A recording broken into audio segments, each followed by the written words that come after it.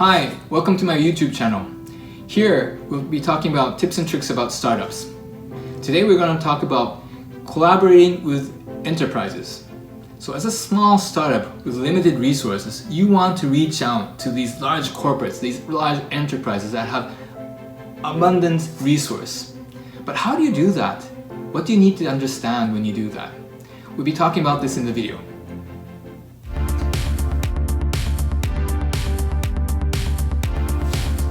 So when you start a startup, like you're very small, you're not noticed, you have just limited resources, you just have 1 or 2 engineers, not even any salespeople. So, okay, like you look at these large corporates, they have like this gigantic organization, they have so much budget.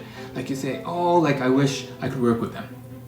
But before you do that, I want to talk about like what you should do to prepare yourself, what you need to understand, and also the risks of collaborating with a large corporate.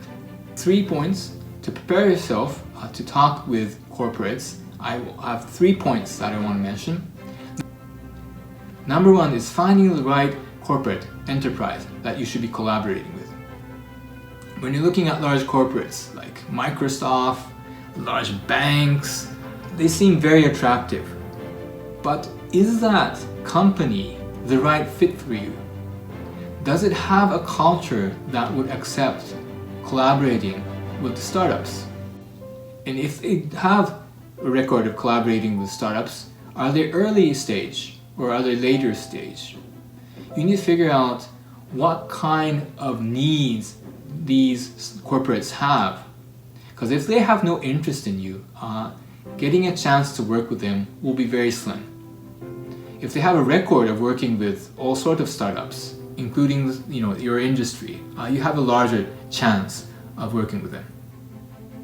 So do your research, try to find out which companies, which corporates you should be working with.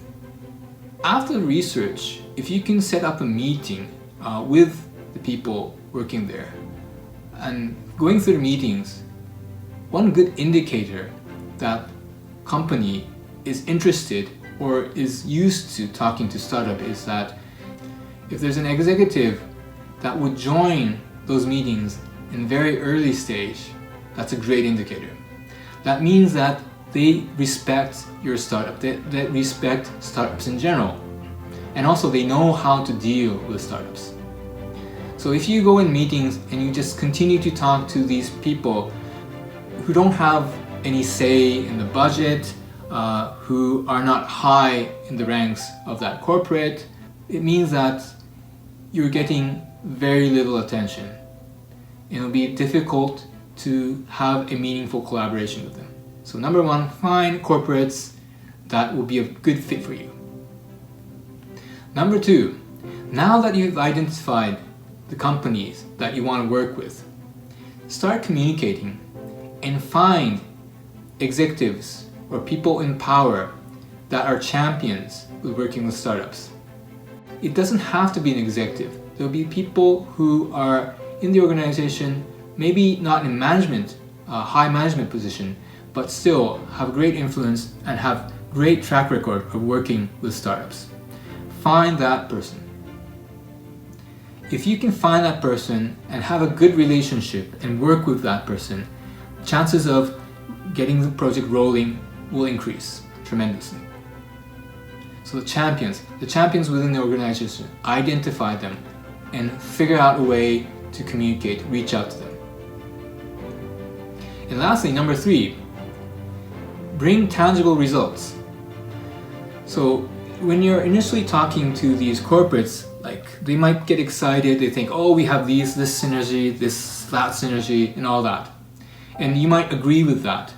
But when you actually implement and execute those plans, some things might not work as well as the idea was, as the initial idea was. So you need to find actual synergies, actual things that you can work, collaborate well, and you need to present results. As a corporate, people join and people go. So that champion that you have identified might leave the company. Or that person who's really excited about your company or this project might leave the company. There will be a huge risk if that happens.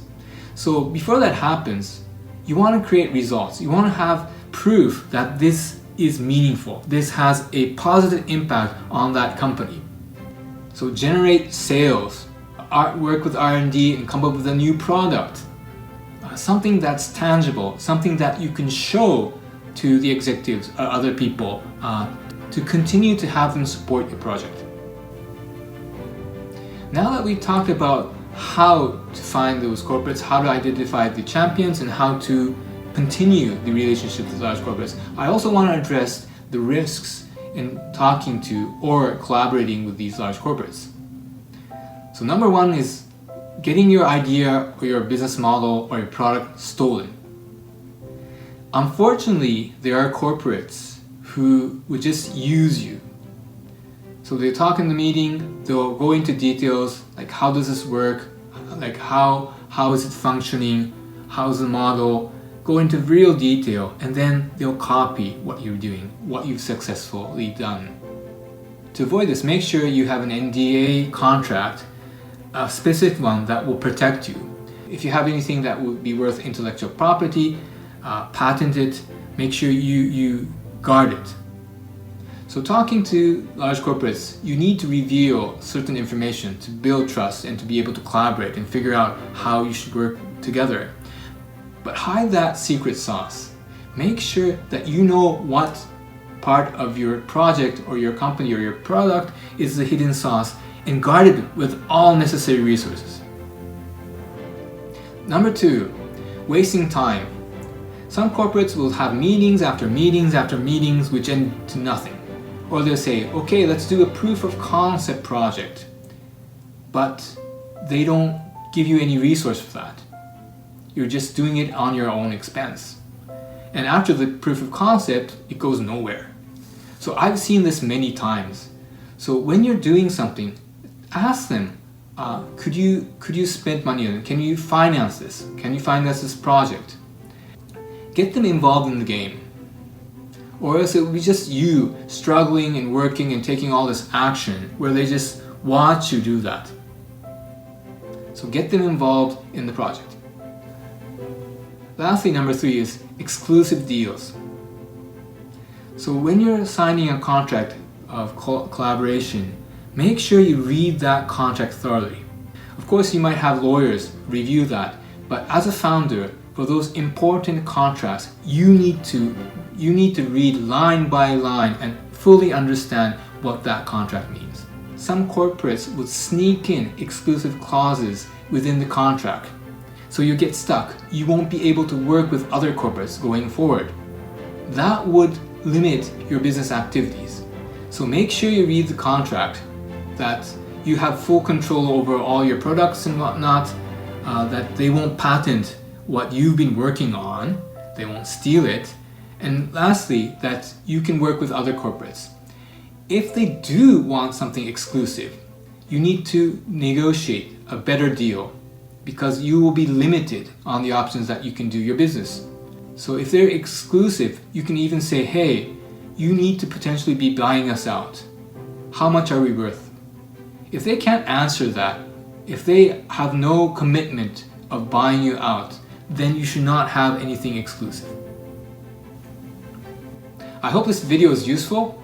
Working with large corporates will give you a lot of opportunities, but just make sure that you understand the risk as well.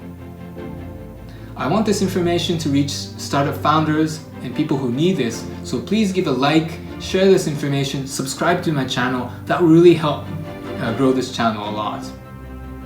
Thank you. Thank you again for watching this video. I'll be producing more tips and tricks around startups. So till next time, see you, bye.